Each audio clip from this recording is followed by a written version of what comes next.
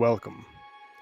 You have now entered a forbidden place, a place of distortion and confusion, a place of unfulfilled promises and crushed dreams.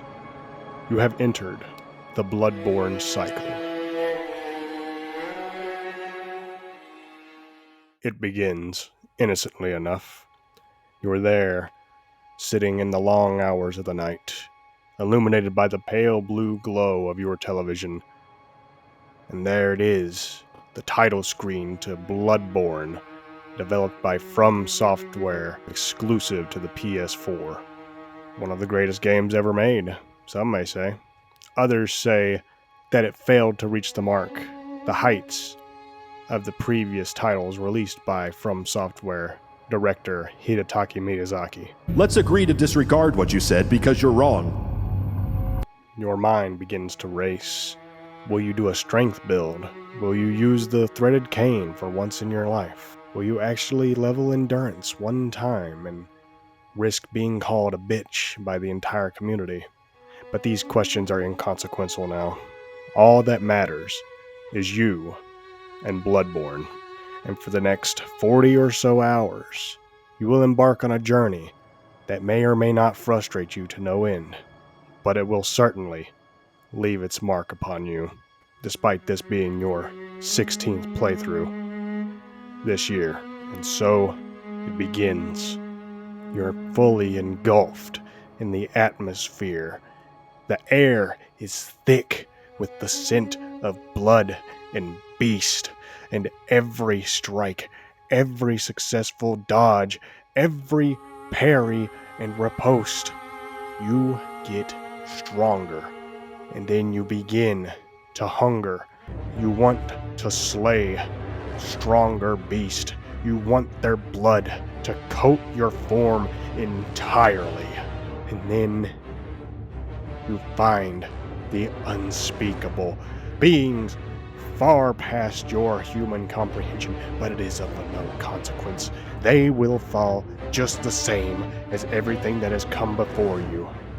These so-called gods are no match for your hunger, your need to slay.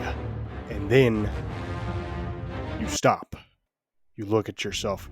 You're covered in the blood of not just beast, not just interdimensional beings, but people. People that got in your way. And you wonder if you were the beast you were hunting for all along.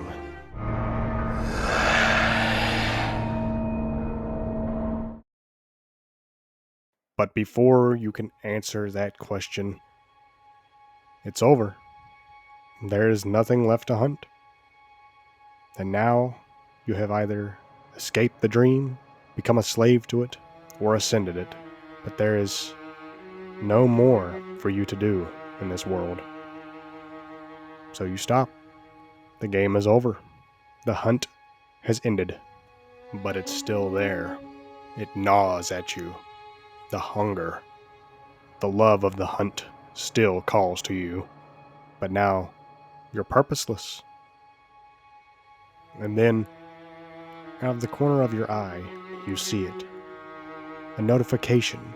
It's the most popular gaming event of the year. It's right around the corner. And you remember that Sony has already announced big things to be unveiled.